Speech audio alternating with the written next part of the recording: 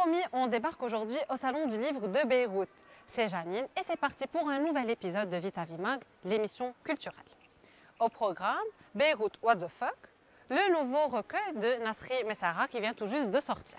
Pour tous ceux qui ne connaissent pas l'auteur, Nasri Messara est entre autres consultant en stratégie de communication en ligne. Il ne s'est jamais proclamé écrivain ou auteur et pourtant ses statuts sur Facebook connaissent un grand succès et sont repris à maintes reprises par les journaux, ce qui le pousse à le regrouper dans le recueil dont nous allons parler aujourd'hui.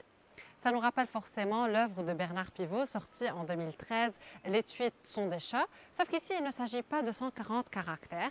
Les statuts Facebook finissent par ressembler à un article journalistique, mais vu que c'est publié sur Facebook, destiné au public de Facebook, et que Nasri n'est pas journaliste, il peut en profiter pour utiliser le style qu'il souhaite. Ses sujets principaux restent la vie politique, économique et sociale à Beyrouth, la capitale du Liban. J'ai eu la chance de découvrir le recueil avant sa publication et voici en quelques points pourquoi je vous le recommande. Déjà pour les personnes qui ont du mal à tenir un livre longtemps en main, vous êtes bien servis. Puisqu'il s'agit de statuts Facebook, on comprend donc qu'on peut aisément arrêter la lecture là où on le souhaite sans couper ou sans perdre le fil de l'histoire, puisqu'il ne s'agit pas d'histoire, il s'agit d'idées en vrac. Sans parler du style facile dont use Nasri, un style familier qui nous permet de nous identifier plus facilement à l'ambiance de Beyrouth. Et là, je reviens sur la critique que j'avais faite concernant le roman d'Eric Reinhardt, L'amour et les forêts.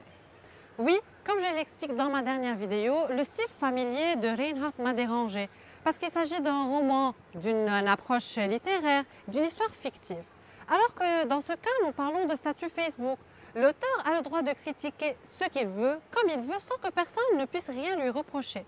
D'ailleurs, son point fort reste l'humour, dont il se sert pour approcher l'actualité avec toute légèreté. Il écrit sans langue de bois, il est franc, et moi, j'aime bien ça. Je vous retrouve en novembre pour décortiquer un nouveau roman. D'ici là, je compte sur vous pour partager au max ma vidéo. Je termine sur une citation du livre. Maintenant que tout le monde se bat en Syrie, ce serait peut-être le moment de venir visiter notre beau pays. À bientôt.